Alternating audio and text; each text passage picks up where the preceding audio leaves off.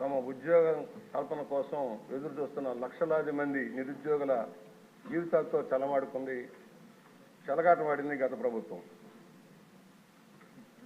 సంతలో పశువులను అమ్మినట్టుగా పోస్టులు అమ్మేశారు. మంత్రి గారి దృష్టిలో ఉందని అనుకుంటున్నాను. పాపం జగన్మోహన్ రెడ్డి గారికి ఇది పీనట్. ఏందే, ఒక డిప్యూటీ కలెక్టర్ పోస్టు 2.5 కోట్లు మాత్రమే, ఒక డిఎస్సి పోస్టు 1.5 కోట్లు మాత్రమే, ఒక 150 కోట్లే. పాపం మా వాడికి ఏముందా, ఇది పెద్ద పెట్ట 1000 కోట్లు దోసుకున్నాడికి ఇది లెక్కలేదు కాదు.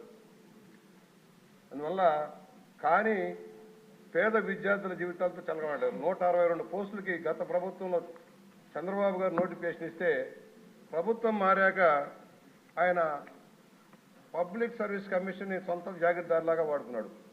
అక్కడ పిఎస్ఆర్ ఆంజనేయులు పెట్టాడు, గౌతమ్ సవాంగ్ని చైర్మన్గా పెట్టాడు, తను చెప్పినట్టుగా ఆడించాడు.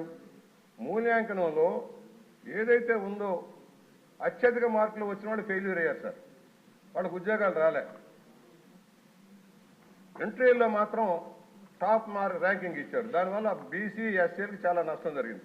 బీసీ ఎస్సీ ఎస్టీలకు చాలా నష్టం జరిగింది.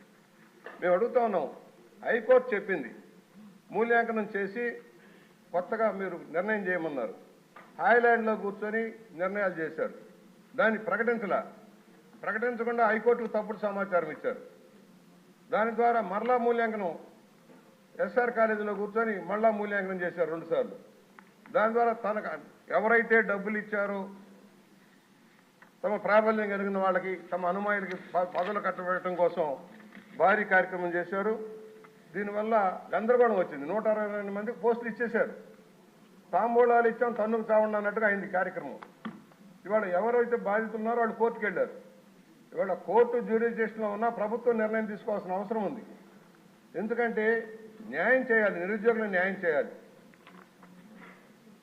అసలే పోస్టులు తక్కువ. గ్రూప్ 2లో కూడా అదే జరిగింది. మంత్రి గారి దృష్టికి తీసుకొస్తున్నాను అధ్యక్ష.